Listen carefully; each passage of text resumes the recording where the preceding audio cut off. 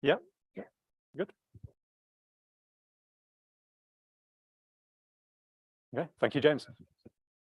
Good afternoon, everyone, and welcome to the fifth and final lecture in the 2023 Royal Army's Summer Lecture Series. I'm Mark Bennett, I'm the Museum's Research Manager. Thank you for joining us today. The Royal Army's is the UK's national collection of arms and armour, and it began life as a medieval stockpile of weapons at the Tower of London. In the late 17th century, the period that we're talking about today, they'd consolidated a variety of different bodies, including the Office of the Armoury, to the Board of Ordnance, which basically ran both the Tower and much of the British military's procurement process. The board was abolished in the early Victorian period, which gave the Tower the freedom to become a pure museum. It now displays its collections across 3 sites in London, Leeds and Portsmouth. All 3 are operating their summer programme. For more details, go to royalarmies.org. Today, however, we're here for the museum's summer lecture series, which features contributions from those just starting out in their academic careers. If you missed the previous talks in the series, they're all available to watch again on YouTube. If you're interested in future events, not in this summer lecture series, but in future types of talk, sign up to our website to watch them via Zoom, or subscribe to our YouTube channel where they'll appear both live and as video on demand. After the event, we will be taking questions both from the Zoom Q&A function and from the YouTube chat. Send them in as they occur to you. Anytime during the talk is fine, and I'll put them to the speaker after the event. I can't guarantee to get through them all. I can't guarantee to ask particular questions, but we will do our best to cover as many as we can. You can also add captions if you happen to be hard of hearing or if English isn't your first language. There's a CC button at the bottom of the screen, both in Zoom and YouTube. If there's any technical issues, Zoom, you've got the option to raise a hand or ask a question in the chat. People on YouTube are best off refreshing. There's not an awful lot we can do, but normally it fixes itself. So with all those technical considerations out of the way, let's turn to today's event. Much of our collection, whether it's Henry VIII's tonlet armor that he was to wear at the field, that he did wear at the Field of Cloth of Gold, or a gold-plated Kalashnikov, is designed to inspire awe with the aesthetic perfection of its design and execution. Yet it's important not to lose sight of the fact that most objects here are intended to either cause harm or to facilitate causing harm, and how that in turn inspires fear. Here to talk about one particular manifestation of fear associated with the collection is Nathan Jopling of the University of Birmingham. Nathan's a coordinator of the university's Centre for Reformation and Early Modern Studies, as well as being a doctoral student looking at how piracy affected non-elite colonists in the English Caribbean Empire. So without any further ado, over to you, Nathan. Brilliant. Thank you very, very much, Mark. You happy for me to get going? Yeah, let's get going. Cool. So I'm going to start off by saying something that some people in the audience might think is really interesting, which is that recent scholarship on early modern piracy has begun to highlight that piracy was not simply about advancing an individual's personal wealth, but that there were other reasons for piracy becoming a global issue in the 17th and 18th centuries.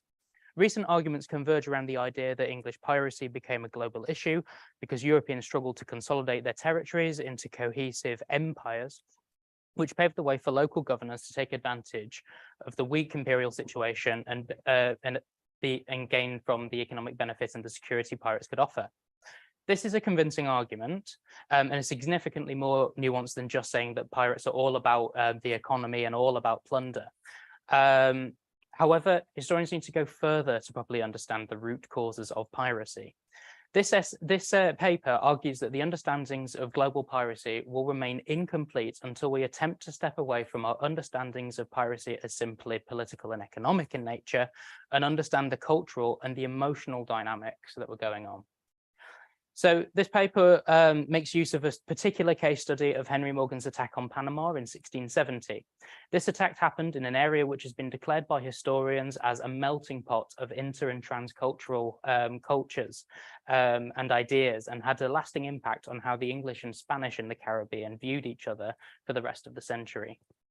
It was very much a fear-driven crowd psychology in the Jamaican populace that induced Henry Morgan's attack on Panama in 1670, is what I will argue. So for the first few years of its existence, Jamaica was in a precarious situation of which officials and inhabitants were acutely aware. Jamaica struggled to support its inhabitants because the soldiers who had arrived as part of Oliver Cromwell's Western Design in 1655, the failed attempt by the Commonwealth of England to seize territory in the Caribbean, were unable to plant crops of sustenance or for money making and succumb to tropical diseases. Most children that were born in this period in Jamaica would lose both parents before they became 18 years old, evidencing a precarious demographic situation and a horrific human situation. This precarious situation spawned a plethora of negative emotions which influenced the way Jamaicans saw themselves and their situation. On the 4th of January, 1656, Colonel Doyley of one of the regiments in the Western Design Expedition noted in his journal that multiple soldiers and officers approached him to express that they were discouraged by their great mortality. Men felt humble before the Lord who, in sweeping away many inhabitants by disease and starvation, made known his displeasure. What God will do with us here, I cannot tell. He at present seems highly displeased and shatters us and breaks us into pieces, and in destroying goes on to destroy us. But I hope he will spare a pity and poor sinful people. Many express their personal response through what historians can interpret as fear. In the official state of affairs of the English in Jamaica of the 27th of March, 1660, which was in essence a collation of and a summary of the different letters that had been sent to Whitehall by the inhabitants in Jamaica detailing their situation, it was stated that because Jamaica was in a condition of extreme want and necessity and almost despairing of future subsistence and preservation, this would compromise the Jamaicans' ability to make any defense against an enemy. In the previous quote, the word despairing is the fulcrum of that sentence and gives the strongest insight into how the Council of Jamaica felt when they approved the state of affairs and sent it off to Whitehall. People invested in Jamaica's potential asked if there was a solution to Jamaica's problems. The Committee for America went so far as suggesting that Scottish Highlanders and other spare people from around the island may be drawn out and transported upon Cromwell's account to Jamaica, to expand Jamaica's population and its plantations, and therefore its survivability. A more cost-effective solution became apparent to Jamaican colonists in the late 1650s, however. The potential of maritime raiding to prolong Jamaica's life as an English colony was well understood. In November 1658, nearly 1,000 Englishmen were at sea attacking Spanish shipping and towns for provisions and money with which to furnish Jamaica. According to Cornelius Burgh, one of the other colonels that was operating in Jamaica at the time, Captain Christopher Mings, so that is this lovely gentleman just on the left there, and that's a picture of HMS Gloucester, just to give you an idea of sort of the ships and the munitions and arms that were involved in the Western design. Cornelius Burgh said, Captain Christopher Mings, the leader of the Commonwealth Navy in the Caribbean, had brought with them, so him and his sailors, to this place £50,000 in coined money, besides plate, rings and jewels and other provisions that had raided off of the Spanish from their ships and their towns. According to General Doyley, the commander of Jamaica in total, there was a constant market for these goods aboard Christopher Mings's flagship, the Marston Moor, the flagship of the Navy at Jamaica, with goods being auctioned off among the populace to the annoyance of Jamaican officials who wanted the purchasing process to be more organized and utilitarian in nature. So rather than it being about individuals, they wanted it to be more about how, more about being able to sustenance the entire colony rather than what individuals could afford.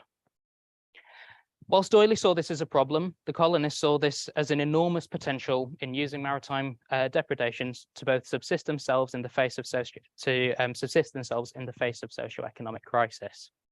Locals suggested establishing a West India Company based solely on granting commissions against the Spanish for, and I quote, the better and more effectual carrying on the settlement of Jamaica and making it the center of a war upon the Spaniard and for the future ease and charge of the Commonwealth there. Not only would this provision the island with Spanish goods, it would also bring many colonists to the island who could join the fleet under a no purchase, no pay contract in which sailors had to capture Spanish prizes to make any money at all. This would ensure the survival of the colony by providing a means for individuals to make money and draw people to the island for the potential to get rich quick. This group of sailors, after 1660, would be known as privateers. These actions, it must be remembered, would probably not have happened had there been, within the minds of the Jamaican inhabitants at least, had there been any hope of Jamaica becoming a sustainable economy. These piratical activities, which were tolerated at present by the Jamaicans, came about because there was nothing to lose. The reaction of Jamaican officials to this attitude was a mix of disbelief, anger, and fear for the present and future. Cornelius Burr again proclaimed his dismay at such when he declared that the island stores were almost spent, occasioned by entertainment of soldiers on board the fleet in 2 expeditions against Spanish towns. These cries went straight to Whitehall, but responses fell on deaf ears as privateering and piratical activity increased dramatically following the Restoration. By 1660, there would be around 2,000 privateers active at any given time in the Caribbean, with crews drawn from a variety of different nationalities. The main draw seems to have been the value of the money that they could plunder. One ship could, if they were lucky, earn the privateering crew up to £6,000 in sellable cargo and a variety of goods to be sold, such as cocoa, quicksilver, wine, and any other dry goods and commodities they came across, all of which would be divided among the crew, making this a really lucrative career to be part of. The main emotional response from the Jamaican populace to the increased presence of privateering was fear, but this was split into 2 branches. Firstly, there was fear amongst some at the prospect of Spanish retribution for the privateering activities. Contemporaries knew that privateering had caused relations with nearby Spanish colonies to sour. The Spaniards call all the rogues of the sea, of which nation soever they are, English, complained the planter Thomas Lynch in 1664. This was a shared reaction as demands were made from those scared of Spanish retaliation to call in the privateers to prevent Spanish attacks and initiate legal proceedings against those that refuse and do continue to pirate. This branch of fear came from people who had invested in Jamaica's potential as a plantation economy and saw privateering as a threat to that potential. The arrival of Thomas Modiford as Jamaican governor solidified this potential for plantation owners. Modiford's aim was to drive Jamaica's economy towards a plantation economy, and this was the key instruction granted in his commission granted to him by Charles II. To do this, as far as he saw, he needed to remove privateering entirely from the equation. Between 1655 and 1669, privateers were closely associated by some Jamaican inhabitants as being symbolic of moral depravity, drunkenness, rape, whoredoms, and adulteries which were committed openly in the streets of Port Royal. In short, some inhabitants believed Jamaica had better prospects as a trading colony if privateers were outlawed. In response to these notions, Modiford issued a proclamation against privateers on the 15th of June, 1664, banning inhabitants from joining or trading with privateers. For some contemporaries, following the temporary outlawing of privateers, Jamaica's prospects seemed to improve. Modiford encouraged planting, with a settlement of planters being established near Yearlith and Port Morant on the east coast of Jamaica. Between 1,000 and 1,400 new settlers arrived between 1664 and 1667, and between 20 and 30 merchantmen, some of them being ex-privateers themselves, sat in Port Royal Harbour waiting to trade goods by 1670. The main issue for the planters was that the privateers committed atrocities against the Spanish which antagonized them. In addition to plundering vast amounts of ships and towns, £50,000 and 100,000 pieces of eight being brought into the port of Port Royal on the 9th of November 1668 alone, violent acts were committed on Spanish subjects. For example, privateers would burn men alive, cut them into pieces, twist rope around their heads until their eyes burst out of their sockets. In one specific example, reports went around Jamaica that one of Henry Morgan's privateer crewmen roasted the buttocks off of a woman during his raid on Portobello to find out where her money was hidden. This was in addition to the raids which were not condoned at all by the Jamaican elites, such as Robert Searle's attack on St. Augustine in 1669, in which he held the daughters of wealthy landowners in Florida hostage until a ransom was paid. The planters, however, would not win this debate. Even though nearly 1,400 people had come to the island, the number of regular inhabitants remained around about 3,000 people, in addition to the 1,500 privateers, largely due to the high death rates and the lack of opportunities, as I previously mentioned. Planters were not making profits off of what they produced. The role of English law was consistently under question, and after they'd been outlawed, 1,500 exiled privateers sailed around Jamaica, threatening to ruin the colony's economy. The other branch of fear stemmed from this issue exactly, from Jamaica's weak geopolitical position, in that the privateers were the only thing standing between Jamaica's unsteady population and a potential attacker, and could themselves pose a risk if they were not appeased. Contemporaries knew that privateers contributed to Jamaica's population and could carry on the war for the future with little charge to the nation. Privateers formed the main means for the island to defend itself. At the prospect of being told to cease privateering activity by Charles II, Governor Charles Littleton, Thomas Modiford's predecessor, expressed his fears of being unable to form a legitimate militia to his friend Sir Henry Bennet, later Lord Arlington and close associate of the King, in October 1663. Port Royal sat nearly 20 miles away from the small holdings that the ex-Cromwellian soldiers had erected. Littleton went on to say, "How hard a matter it will be, friend, to persuade a militia force to march so far from their own private concerns into the defence of the colony. Privateers were the only reliable means of defence." When Thomas Modiford began cracking down on privateers in 1664, concerns were raised that these measures would force privateers out of Jamaica and create an existential threat if the privateers went to French Tortuga and took commissions against English and Spanish shipping. 14 pirates who were condemned to death by Modiford for anti-Spanish piracies were quickly granted commissions when war with the Dutch broke out in 1665. Finally, in 1666, to the dismay of people like Thomas Lynch, who were terrified of the prospect of an antagonistic Spain, Modiford, in accordance with the desires of the Jamaican Council, granted commissions against the Spanish because he was worried about the number of privateers of Tortuga, and I quote, "The old privateers assure me that the action will undoubtedly bring back the English and the most part of the Dutch and French to this port as lying more opportune and having better market for their goods. The French daily threaten a war against us, and granting commissions against the Spanish was the only way he and the council could guarantee that the privateers would be in Jamaica should hostilities commence." The threat posed by the Spanish in the mid to late 1660s was largely hearsay until around 1668. Just to give you an idea, actually, just of where, so that's an image, an artist's interpretation of Henry Morgan's sacking of Portobello in 1668.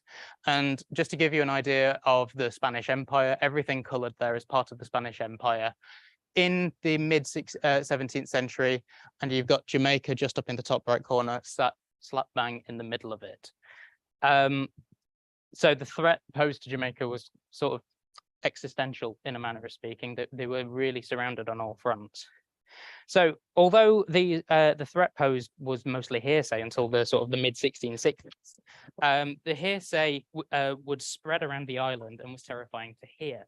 So December 1668, Robert DeLander, Thomas Clark, William Ross, Richard Moore, Samuel Sherdlaw, Garrett Garretson, Elias Rowe, Thomas Piper, and William West all deposed that they had been members of crews who had been attacked by Spanish privateers at sea or captured on land by hostile Spaniards. In 1664, John Haynes recounted the massacre of an English merchant crew near Santiago de Cuba.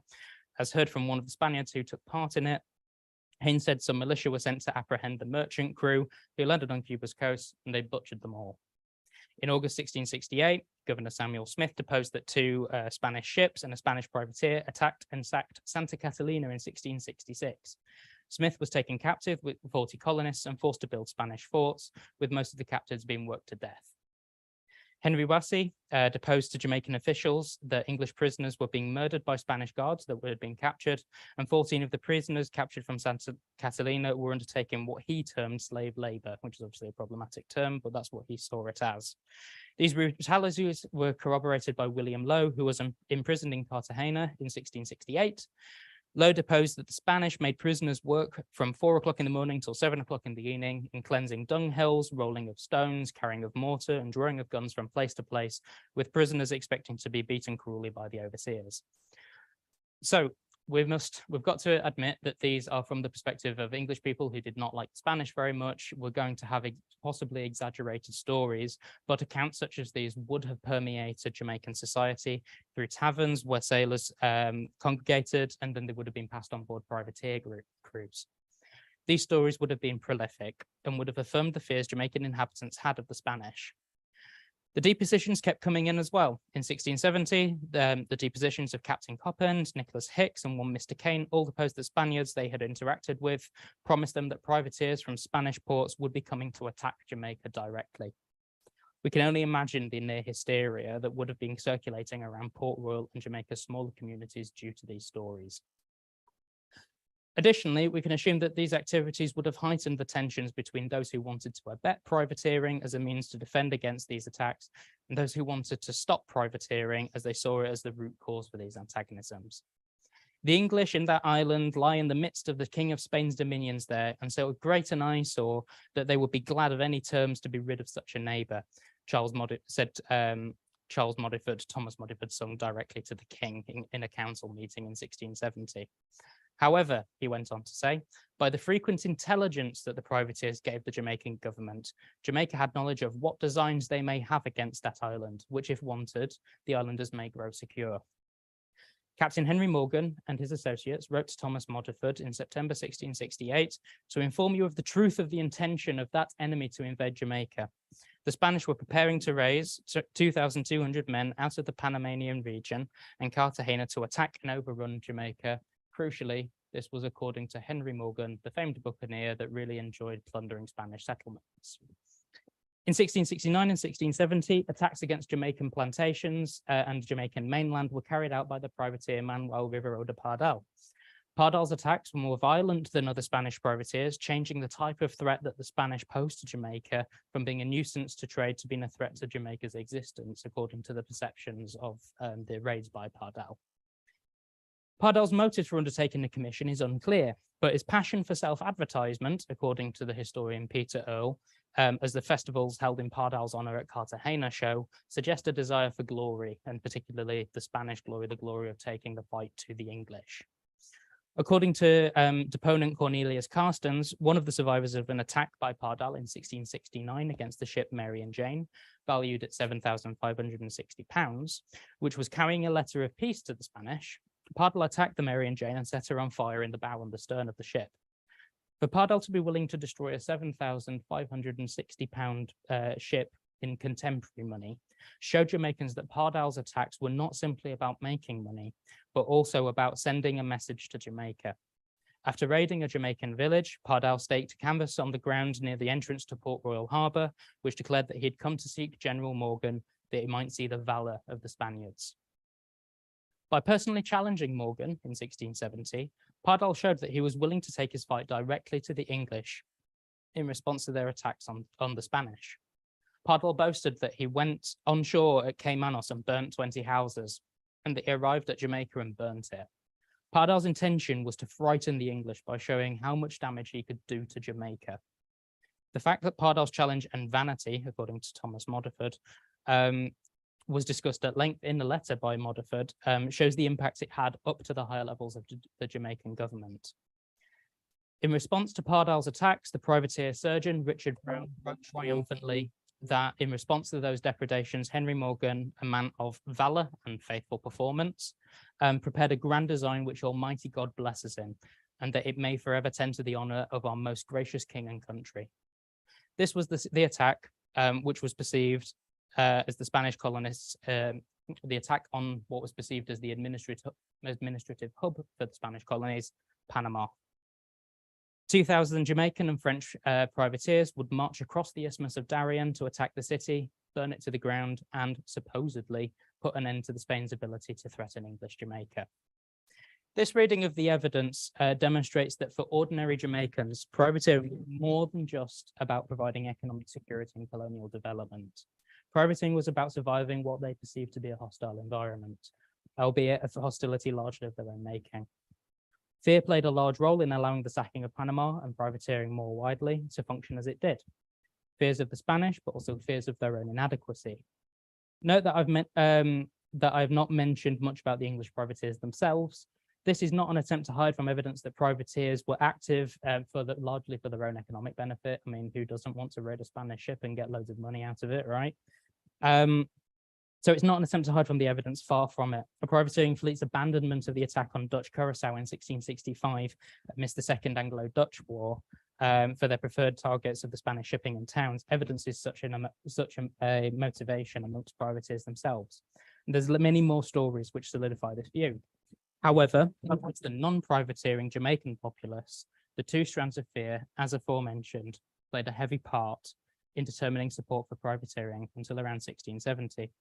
Emotion formed a large part of the privateering story in totality and needs to be treated as such in future scholarship. Thank you very much. Thank you.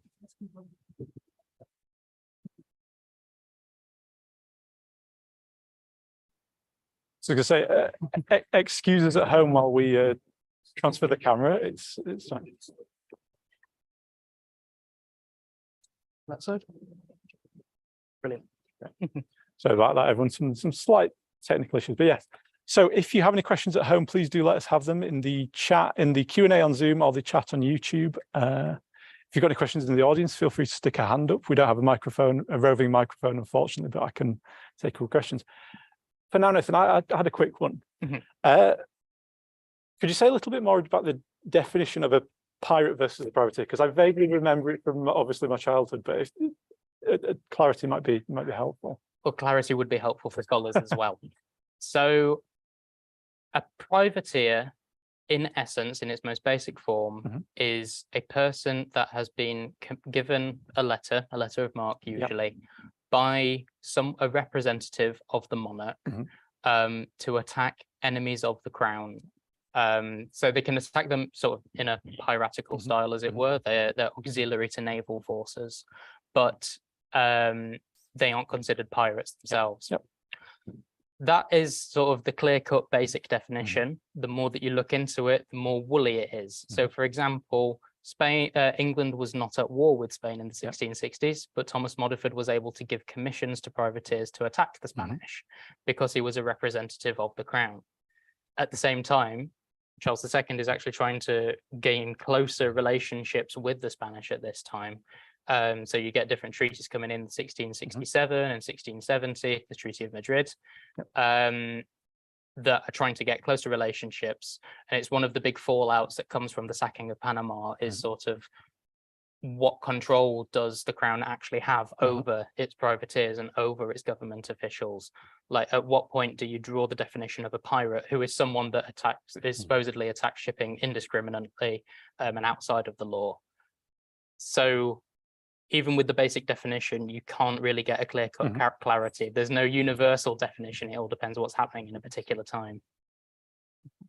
Because the idea of outlawing them, specifically within Jamaica, puzzled me, because presumably they could just arrange for the letters of marque to be withdrawn. But if they've still got other letters of marque, and the colonists are like, we don't have any ability to do anything about that, we just don't want them here.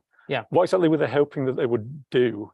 Obviously not. This is the question. So the intention for outlawing them was that the privateers would leave their ships and go and work on the plantations. That's the idea. That was not going to happen. You are not getting nearly as much money out of working on a plantation as if you are robbing a Spanish treasure galleon. So the French, for example, the French at this time weren't as established as the English were barely established, but they weren't nearly as established as the Spanish or the English at this time. And so they would grant commissions to whoever came to them in order to sort of further French interests. And so English privateersmen knew they could go to Tortuga and the French colonies and get those privateer commissions. They didn't have to bother with the English ones. But Jamaica and Port Royal was the better market because Port Royal was an established trade centre, whereas Tortuga wasn't. That's why they would go back for the privateering commissions once eventually they outlawed them. And we're maybe more familiar with Jamaica as one of many kind of colonies, British colonies, and also, there are other European colonies. But at this point, is the Caribbean effectively a Spanish lake with just Jamaica in there as a kind of English irritant, or are there? So on the eastern side, in the Lesser Antilles, you have a smattering of smaller English and French holdings. Barbados is probably the more successful one. Barbados benefits from the sugar boom in the 1630s, but even by the 1650s and 1660s, Barbados is struggling for room for more plantations and for outward expansion. So it's one reason why they start looking westwards in the Western design, looking towards like Jamaica. Initially, they want Hispaniola because Hispaniola is a big trade hub, but the English severely underestimated the amount of resistance that the Spanish would put up, and also the English were prepared for European styles of warfare. So they were trying to take pike through tropical jungle, for example, which just wasn't working. So when they were forced out of Hispaniola, they ended up going over to Jamaica because Jamaica, it wasn't part of any major trade routes. The Spanish didn't really care for it. They had a small amount of holdings on Jamaica. Jamaica was much easier to take, and that was sort of what some historians have seen as sort of a conciliatory prize for the English Western design. And this is sort of a personal curiosity point. So, and you may not happen to know the answer, but we're more familiar with Jamaica probably as a slave plantation society. What happens to this European English, almost an underclass? Yeah. In that transition, do they go back to England? Do they just die out through? So that's a really good question. The honest answer to it is that these people are very hard to track. You know, most of the sources that you deal with when you're talking about pirates are government records, and so these people are dealt with as a group rather than individuals. What we do know is that there is a privateering tradition that carries on. So privateering really, well, it doesn't stop, but it's really damaged in 1692 by the earthquake in Jamaica that destroys Port Royal. Not only does it destroy the privateers' main base, but it also exposes the Jamaican populace to what privateers really were. So in amongst all the destruction, you have these privateers that are going around and pillaging the dead, like the people that they'd lived next door to for years and years and years, you know, just because they could. And a lot of people start realizing that this is what privateering society is about, and that that's not the way that they want to go. So it's only after 1692 that you really start getting this sort of shunning of privateering, and the privateers that are left end up going all around the Caribbean. They end up going into like Boston and New York, up in the North American territories as well, for those that really want to continue the trade. And while we're on that sort of, I'll come to you, Yes, in a second, if that's all right, because we've got a question from PJ Tren on YouTube, which kind of fits into that question of the, you know, who is at this tier of society.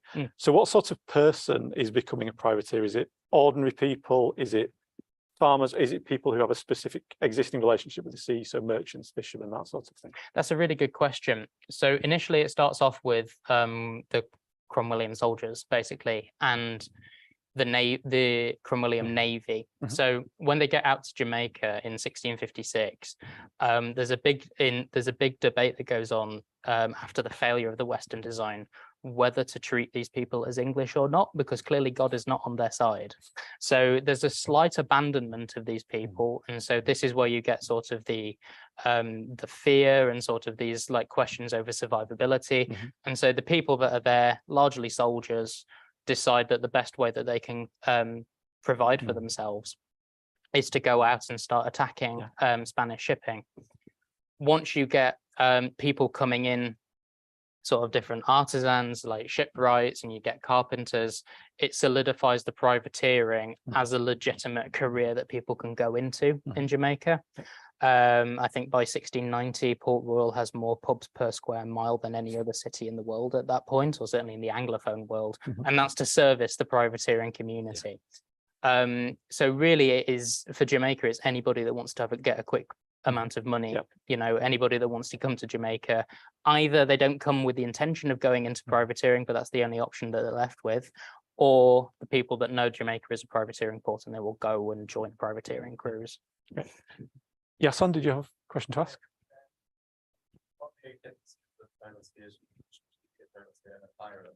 So of course we have the person to be the captain or a shipowner receiving a letter that allows to be a privateer. However, I assume that the crew does not receive such permission. So what happens? How they receive legally? Because of course I know of examples of privateer captains that were hanged for piracy. Like later with Captain Kidd. But what's the status of the crews? So just for the benefit of the audience, the question, if you didn't happen to catch it, was around the legal status of the crew of a privateer as distinct from the captain holding the letter of marque. So in the 1660s, 1670s, then they are not distinguished. So if you are given a letter, that crew is expected to obey you. You are the commander of the ship. If they act in any way that is deemed piratical, they will be deemed pirates, basically. As you get later and later, so Kidd's a perfect example. The reason why people are very interested in Kidd is because Kidd was a very complex case in which he was a privateer captain hired to go out for pirate hunting, but the crew that he had got on board was a very dubious crew at best. And so this the crew apparently had piratical intentions, which Kidd was, according to Kidd, was forced into. So it's only in the 1690s onwards that you start getting this distinction between what the crew are doing, what the captain are doing. And even when you get into the 1710s, you can start dividing the crew into, okay, are these crew, what is the intention of the crew? Are they forced men? Have they been forced into piracy? Or are they like willing participants in the piracy? So, for example, Black Bart's crew in 1723, about 50% of them are pardoned because they evidence being forced men forced aboard the pirate ship rather than active participants. So these complexities come up more and more and more as you go through the period. And so by the end of sort of like the 1730s, piracy, it's not nowhere near a solid definition. I mean, people struggle today to define what piracy actually is and who is a pirate and what constitutes piracy.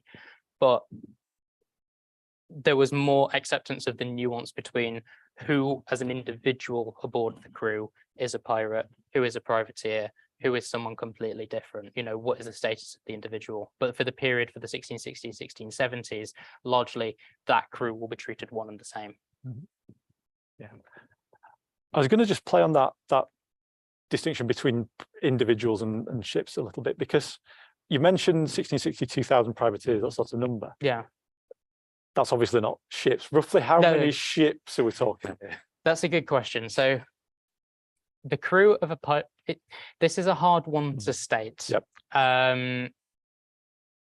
So I think in about 1663, there is an estimated about 15 ships operating out of Jamaica. Some of them are French with English commissions. Some of them are purely Anglo-Dutch crews, but that can really fluctuate. So, for example, you could, at the smaller end of the scale, you could have a sloop with a crew of 20. You could have a frigate with a crew of 100. You know, I don't think you can necessarily nail down this is exactly how many ships. An average of 15 roughly would be about right, I think, but I don't think you can nail down exactly how many ships are operating. And presumably letters of marque are not specific. It doesn't say you know have a frigate sized vessel. It just says go and do damage. Yeah, it does. It says this is you are the captain. Sometimes it will name the ship periodically. It'll say captain, like, I don't know, Captain Bartholomew Sharp of the Josiah, for example. So that is the ship that's expected to take action. But for the most part, the ship will not be mentioned. It's just the captain and the crew, whoever happens to, the crew can leave the privateering crew anytime that they like, unless their particular articles, for example, say otherwise. But for the most part, no, it will just be the captain is named periodically the ship, but other than that, that's what's on the commission. So this is not actually that difficult an enterprise to get into, because I was curious about how hard it is to kit out a ship, the sort of cannon that would have been used, anything like that, but it varies so widely that presumably it's difficult to, and presumably the bottom tier of privateers are much worse documented than the upper tier, effectively. Yeah, exactly. So like the people that you know about are usually the captains. Very periodically, it's any like officers aboard, or what you would call an officer. But in a lot of those situations, like most of the time it's the captain. Just on your point about sort of like armament. So on your point about armament, the cannons that you're dealing with are not the big 24-pounders. You know, usually what these can be small 3 to 6 pounders. Basically, they're very small, mostly because you don't want to damage the goods on the ship that you're trying to capture. You're not going to be using the guns often. The most innovative usage of armaments by pirates is the development of what's called the buccaneer gun. So the buccaneer gun is an elongated musket. So buccaneers originally started out as French Huguenots that had been exiled from France and colonized the northern territories of Hispaniola, where Spanish control was quite limited. They were known as bucaniers, because what they would do is they would hunt wild cattle that had been left behind by some Spanish colonists, would kill the meat and use and roast it on something called a boucan. So the buccaneer gun develops out of hunting. For anyone interested, the term barbecue comes out of bucan. It's the sort of the Spanish derivative of that term. So whenever you're doing barbecues over summer, you're taking part in a piratical activity. Well done, everybody. Yeah. Now, this is because so much of people's popular impressions of piracy and naval warfare comes through film, and of course on film you can't have someone loading a little piddly 2-pounder or 4-pounder because it looks ridiculous. Yes. But that's mostly what you get. Yeah, that was the reality of it. You know, that really was. So on this topic of warfare, just I was curious. Jamaica seems to, you know, it's got all these Cromwellian veterans coming out. Presumably they are reasonably equipped and supplied, but they just seem very helpless. I was curious, what effect is climate having in that, in terms of the warfare that they?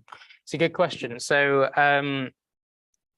so as you go down, you're entering the tropics. It's going to be very, very warm. If you're in a thick red coat trying to march around, you know, Hispaniola or the Caribbean islands, you are going to get very, very hot.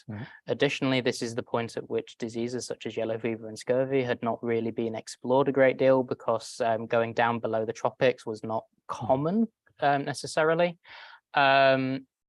So you're going in, and yeah, disease is rife at this time. It's one of the biggest killers in this period. People dying aboard ships, like in terms of like shipboard existence as well. Remember, these guys are 100, 200 guys being crammed into a tiny area. So if anybody gets disease, everybody is getting the disease, basically. You know, climate has a real big impact on how these people survive, how these people live. You know. When they get to Jamaica as well, in terms of like the environment that they've got, like I say, Jamaica is not very well developed. It's not a developed colony by the Spanish. The Spanish don't care about it really until the English get it, and then they really care about it. But these people end up living in what's left of houses. They end up building ramshackle shelters in the middle of woodland. Some of them are sleeping open on the beach, which in turn, by leaving your weapons open to the elements, it's causing the weapons to degrade, which is noted quite extensively in the army records. So yeah, climate and sort of the environment that these people are living in sort of has a real big impact on the way that these guys are fighting and sort of their overall military experience. Because people don't necessarily appreciate it. We'll go to stores later and I'll show you some, but you can tell the naval cutlasses we've got there because they're just so much more pitted and weathered and worn, just from that simple exposure to saltwater. One specific on arms and armor, if I may. So if people think of this sort of post-Civil War period, when you think of armor, you probably think of the buff coat, you know, that leather coat that Cromwellian cavalry often wear. There's no references to people wearing those in Jamaica. No, there is not. No. Very good. I can't imagine how hot that would have been. So I've got one more quick question on the topic of warfare, then I'll come to PJ Trent's final question, unless anyone's got any in the audience here. But the stories that you were telling about the brutality of warfare kind of shocked me when you think about the Hollywood, where it's all a little bit of a laugh, Pirates of the Caribbean, you know. But then I remembered, you know, the 30 Years' War and Cromwell in Ireland and stuff like that. Are there any rules on the conduct of warfare at this time, or is it anything goes? This is a really good question. It's not necessarily my speciality as such, but I think that when it comes to, certainly when it comes to the Caribbean, there is an expectation of near perpetual warfare. So there is, up until 1670, there's supposed to be there's supposedly a policy called no peace beyond the line. Basically, that means anything below the Tropic of Cancer, European treaties, European laws, sort of like international treaties don't apply. The reason that gets passed is because the Spanish own everything below the Tropic of Cancer by the time that that's passed in the mid-16th century. Once other countries start getting involved in the colonization process, the Spanish really regret agreeing to that sort of that idea that, yeah, okay, there can be perpetual warfare behind there because we control everything, you know. And so as no treaties apply below the line, in theory, up until about 1670, there are no rules to the game, basically. Anything is free game. Any way that you want to get information out of somebody, you get it, you know. When it comes, so in the aftermath of Panama, one of the big things that one of the big defenses that Henry Morgan puts forward when he's put on the spot in court about why the attack took place. He says, well, we got information from Spaniards. We took Spaniards, and we have at least 2-3 accounts of these like people gathering in Panama and Cartagena ready to attack Jamaica. And the counter argument is, yeah, but you were torturing people while you were trying to get these accounts out of them. You know, you were doing all of this stuff to them. Of course, they're going to tell you that that happens. You know, so the short answer to your question, I suppose, is as far as you can tell, just looking at what's going on in the Caribbean, even if there were supposedly international laws, they definitely don't apply to the cases of piracy and privateering. Yes. And PJ's train question I thought was quite nice to finish us off, because it brings us right up to the present. So again, might not be your area of expertise, but do you see any similarities between this golden age of piracy and modern day piracy, whether that's East Africa, Somalia, or the South China Seas? Yeah, so the short answer is yes. And that's because a lot of the piracy today is based over resources. So in Somalia, and especially the South China Seas, piracy is based around fishing stocks.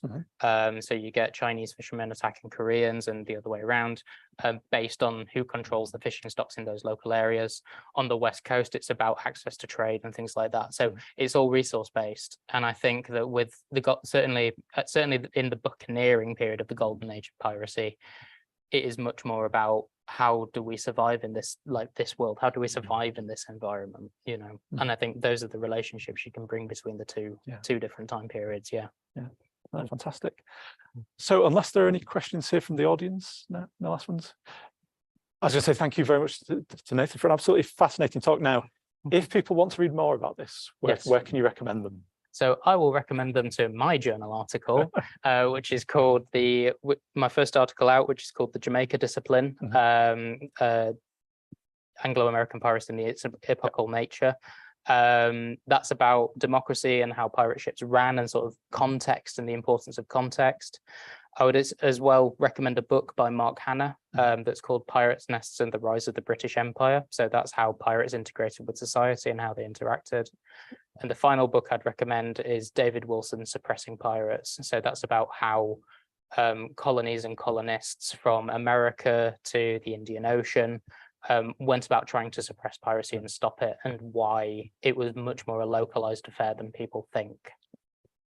I was going to say, you presumably got your own academic social media type stuff that people can Google you for? Yeah, absolutely. So at Jopling Nathan is me on Twitter, and I've got a page on the university website. So feel free to drop me an email if you're interested in this sort of stuff. Yeah. So this is the beautiful thing about the modern academic environment. So much of it is available to read for free, which is lovely. Yeah. But you know, you've got opportunities to find out about it as well. So thank you very much, Nath. Thank you. Thank you to Claire behind the scenes somewhere for taking care of the feed to YouTube. And thank you to James and Emily on site who've helped us to get set up and made this happen today. But above all, thank you to you, the audience, for taking time out of your day to watch us, whether it's, you know, whether you're watching us live or whether you are watching again. Sadly, this is the end of the summer lecture series. But they're all there for you to watch again on YouTube. And between October and April, so October 2023, April 2024, we'll have our winter lecture series. So these talks tend to be for more established figures in the field than our summer events, but they've got a similarly wide range of topics related to arms and armor. So the first one, we'll look at the weaponization of nanotechnology, meaning weapons built on the molecular scale or below. We're also planning for talks on the arms industry of 19th century Afghanistan, British naval cutlasses, the medieval pad arms, the modern gabion, the Warwick Shafran, and many, many more. For more details of future events, look at our website, which is royalarmories.org.